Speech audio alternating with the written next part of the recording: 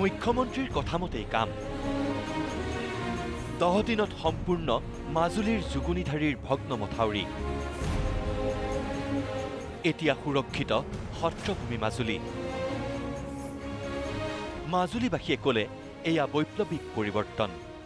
এটো এটা ঐতিহাসিক কথা বুলিয়ে ক'ব লাগিব আমি এনে ধৰণৰ কাম আগতে কেতিয়াও দেখা পোৱা নাছিলো কিন্তু বৰ্তমান দেখিবলৈ পাইছো যে এটা বৈপ্লৱিক পৰিৱৰ্তন অসমৰ মাননীয় মুখ্যমন্ত্ৰী ডক্টৰ হিমন্ত বিশ্ব শৰ্মা ডাঙৰীয়াৰ নেতৃত্বত আজি কথা যেনেকে দিছে তেনে ধৰণে কাম ৰাইজৰ সন্মুখত সম্পূৰ্ণ হৈছে 3 জুলাই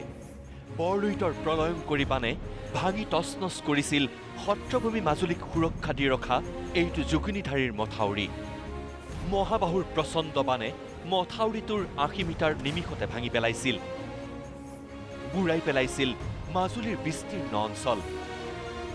বানত হাহাকাৰ কৰিছিল মাজুলীৰ সহস্ৰাধিক জনতাই যুগুনিধাৰীৰ মথাউৰি বৰলুইতে ছিন্ন ভিন্ন কৰাৰ পাছতেই মাজুলীত উপস্থিত হৈছিল মুখ্যমন্ত্ৰী ডক্টৰ হিমন্ত বিশ্ব শৰ্মা আৰু জলসম্পদ মন্ত্ৰী পীযুষ হাজৰিকা সকলো দিশ পৰ্যবেক্ষণ কৰি মুখ্যমন্ত্ৰী ডক্টৰ হিমন্ত বিশ্ব শৰ্মাই শীঘ্ৰে মথাউৰি নিৰ্মাণৰ নিৰ্দেশ দিছিল আৰু তাৰ পিছতেই যুদ্ধ সদৃশ তৎপৰতাৰে চলিছিল মথাউৰি পুনৰ নিৰ্মাণৰ কাম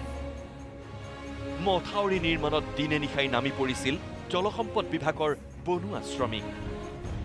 আৰু 10 দিনৰ অন্তত নিৰ্মাণ সম্পূৰ্ণ হ'ল মাজুলীৰ যুগুনিধাৰীৰ এইটো মথাউৰি যিটো মথাউৰিৰ ওপৰেৰে মানুহ অহা যোৱা কৰিব পৰা হ'ল ৰক্ষা পৰিল সত্ৰভূমি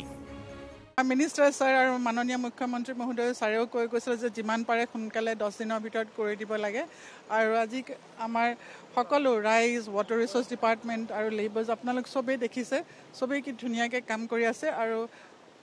আৰু অলপ সময় পিছতে অহা যোৱা আৰম্ভ হৈ যাব কানেকশ্যন হৈ গ'ল এতিয়া আৰু হয়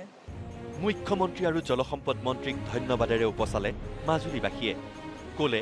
ভাৰতীয় জনতা পাৰ্টিৰ শাসনকালত সকলো সম্ভৱ মাত্ৰ 10টা দিনত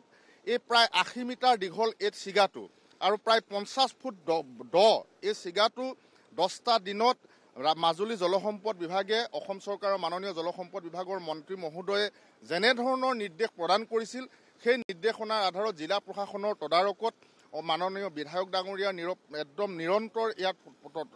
তদাৰকতাৰ ফলশ্ৰুতিত আজি সম্পূৰ্ণ হৈছে গতিকে অসম চৰকাৰৰ মাননীয় মুখ্যমন্ত্ৰী মহোদয় ৰাজ্যৰ জলসম্পদ বিভাগৰ মাননীয় মন্ত্ৰী পীযুষ হাজৰিকা ডাঙৰীয়াক সমগ্ৰ মাজুলীবাসীৰ হৈ আমি আন্তৰিক ধন্যবাদ আৰু কৃতজ্ঞতা জ্ঞাপন কৰিছোঁ আৰু পানী আহিলেও এই অংশ কেতিয়াও ছিগি নাযায় যি বিজ্ঞানসন্মতভাৱে ছিগা অংশ নিৰ্মাণ কৰিছে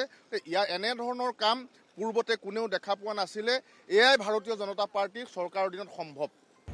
এতিয়া পৰৱৰ্তী বাৰিষাৰ বাবে সুৰক্ষিত হ'ল পৃথিৱীৰ বৃহত্তম নদীদ্বীপ মাজুলী কেমেৰা পাৰ্চন পুলকৰ সৈতে মাজুলীৰ পৰা ৰঞ্জন বৰা নিউজ লাইভ